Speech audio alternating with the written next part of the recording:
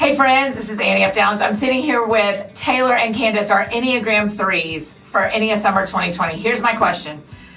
Tell me about being a three in this election cycle where we have local elections that really matter, national election that really matters. How do threes, in a healthy way, collect information and prepare to vote well? Do you want to go first? My process, at least especially for this year and last year, is I tune out the noise. Okay. And I really think through what my values are. How do you determine what's noise and what's information that you need to read? Noise to me is if I watch CNN, if I watch Fox News, you're gonna get two totally different opinions about something. Yes.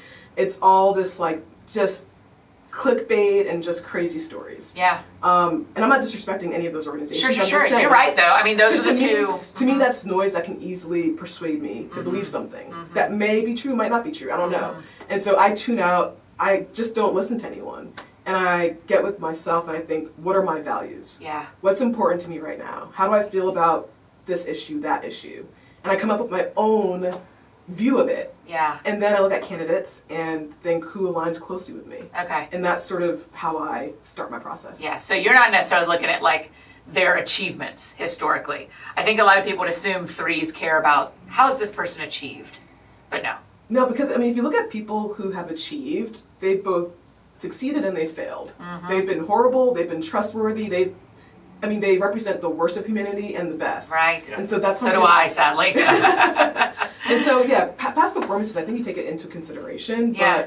But I just try and align closely with what are the values that I have. What do you think, Tim? Yeah, I totally agree with that. If I'm gonna read something, or I'm gonna try and find an international perspective that doesn't have a tilt on a party.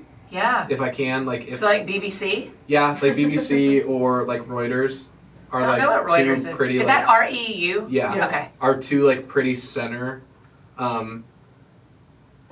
news organizations that I'll try to read about things from, and then also I know which way I lean personally. So I'll oftentimes if I'm gonna watch the news, I'll try and watch the other side as best I can. Even if I don't disagree, it's exactly kind of gaining a full perspective. Yeah. And then you said Heather and I have talked about this where we'll say I know the issues that are paramount for me. What are the issues that I'm gonna vote? What are the issues that would change a vote? Yes. And I think that knowing those personally, you said, what are your values? Knowing those personally can drive a lot of where you're going, regardless of party, candidate, whoever it is. I think that it's gathering that information of not clouded. You want the as factual as possible. And which ideas and which platforms you're willing to bend on and which you aren't. Yeah. And so, boy, that's so interesting that both of you are the healthiest version of a three, which I think both of you are really healthy, is let me pull back into the quiet and sort out what I value most, and then I'll go back and research and find out who aligns with me. Yeah. Brilliant. Okay, thanks. That wasn't so bad, right?